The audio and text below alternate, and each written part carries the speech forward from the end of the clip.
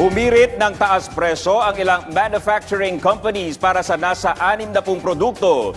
Tiniyak naman ng Department of Trade and Industry na dadaan muna ito sa masusing pag-aaral habang ang presyo ng itlog asahan ng tataas ngayong holiday season. Yan ang ulat ni Abby Malanday.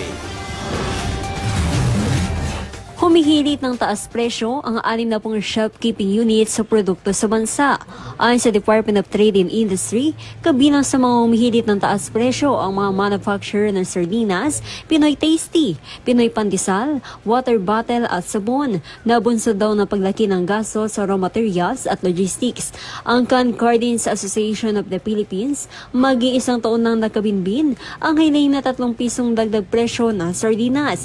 Bunga ito ng pagsilit ng production cost at tamban, lata at petrolyo.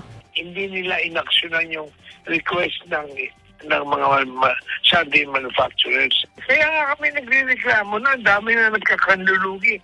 Tatlong kumpanya na ang nag-suspend na ng operation. We want to awaken the DTI.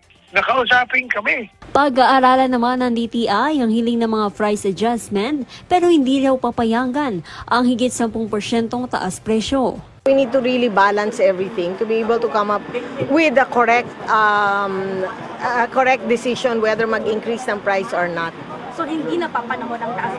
Na ngayon hindi na papanahon pa. Nanawagan din si Agri-Party List Representative Wilbert Lee sa Bureau of Customs at Philippine Ports Authority na pabilisin ang unloading ng rice shipments sa mga pantalan. Ito'y para mapataas ang supply at mapababa ang presyo ng bigas sa merkado. Samantala, bukod sa taas presyo, sinabi ng Philippine Egg Board na tiyak na tataas ang demand at presyo ng itlog ngayong papalapit ang holiday season. Ayon sa PEBA, nagbawas ng produksyon ng ilang poultry producer noong summer kung kailan may oversupply at ngayon apektado naman ang pabago-bagong panahon ang kalusugan ng mga manok.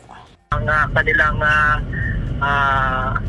adaptation is magbawas din ng expenses sa pagbabawas ng mga kanilang population. Also, itong panahon na ito po yung tinatawag nating third quarter syndrome. Sobrang lakas ng ulan, tapos init, bago-bago, tapos yung very high humidity.